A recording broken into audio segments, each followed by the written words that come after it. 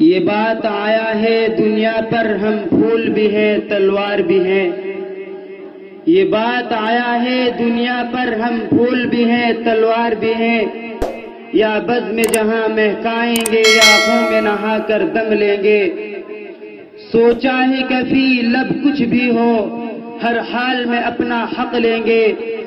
عزت سے جیے تو جی لیں گے یا جام شہادت پی لیں گے. محترم حضرات، 26 جنوری کا دن یوم جمہوریت کے عنوان سے مناتے ہیں. اس دن تمام سرکاری غیر سرکاری کالج اسکول یونیورسٹی وفاتر وغیرہ بند رہتے ہیں. قومی ترانہ پڑھا جاتا ہے، لوگ قومی جھنڈے کو سلامی دیتے ہیں، طرح طرح کے پروگرام پیش کیے جاتے ہیں، دھوئے دھار تقریریں کی جاتی ہیں جن میں جمہوریت کے فوائد گنائے جاتے ہیں. ایسے وقت میں ہمیں بھی ایک طرف اپنے اسلاف کی قربانیاں یاد آتی ہیں تو دوسری طرف جمہوریہ ہندوستان کے مسلمانوں کے دردناک واقعات سامنے آتے ہیں تو خون کے آنسو نکل پڑتے ہیں اور دل سے ایسی آہ نکلتی ہے کہ اگر ہمارے اسلاف و اکابر کو اس کا تصور بھی ہوتا تو خدا کی قسم وہ لوگ کبھی اس ملک کو انگریزوں کی غلامی سے چھڑانے اور ہندوستان کو آزاد کرانے کے لیے اتنی بڑی قربانیاں نہ دیتے.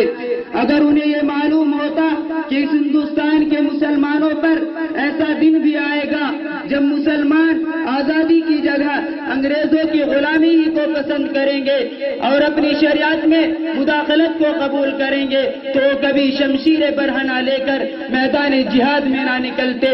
اس ہندوستان کی آزادی کے لیے ہمارے علماء بالا کوٹ کی پہاڑی پر سید احمد شہید اور شاہ اسماعیل شہید نے جان دی ہے.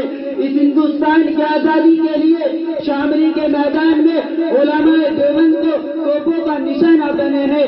اس ہندوستان کی آزادی کے لیے شیخ الاسلام حسین احمد مدنی پر سوٹ وارنٹ جاری ہوا. اس ہندوستان کی آزادی کے لیے سن 1857 عیسوی میں صرف ایک سال کی قلیل مدت میں 51,000 علماء کو شہید کیا گیا. اس ہندوستان کی آزادی کے لیے علماء کو برہنہ کر کے آگ کے انگاروں پر ڈالا گیا. اس ہندوستان کی آزادی کے لیے دہلی کے چاندنی چوک سے خیبر تک کے درختوں پر علماء کی گردنوں کو لٹکایا گیا. انہیں کیا معلوم تھا کہ ان ساری قربانیوں کے باوجود مسلمانوں پر ایسا دن بھی آئے گا جب مسلمانوں پر ظلم و ستم کے پہاڑ ٹوٹیں گے، انہیں حقوق سے محروم کیا جائے گا. کٹتے ہی رہے بستی میں ہم راہبروں کی، کٹتے ہی رہے بستی میں ہم راہبروں کی، آنکھوں میں سلاخیں رہی ہم دیداوروں کی. کاٹی گئی فصلیں تو ہمارے ہی سروں کی، کاٹی گئی فصلیں تو ہمارے ہی سروں کی، لوٹی گئی عزت تو ہمارے ہی گھروں کی. اس دیش میں برسوں سے پریشان ہیں ہم لوگ، جرم اتنا بس مسلمان ہیں ہم لوگ. ہم ارباب حکومت سے پوچھنا چاہتے ہیں کہ آزادی کسے کہتے ہیں؟